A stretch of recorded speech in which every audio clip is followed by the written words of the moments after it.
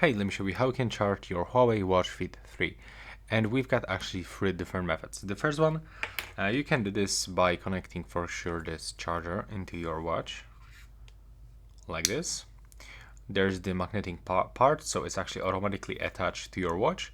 And now we can just put it. And now we've got this USB-A cable.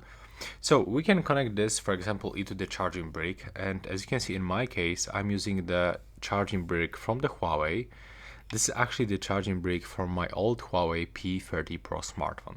And it works pretty good with my Watch Fit 3. The second method is to connect this into your smartphone. If you have this adapter to the USB-C,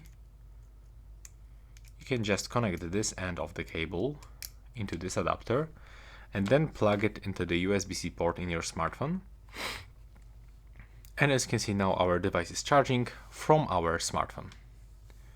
And the last method is to connect this end of the cable, for example, to your PC, game console, or any other device, like for example the power bank.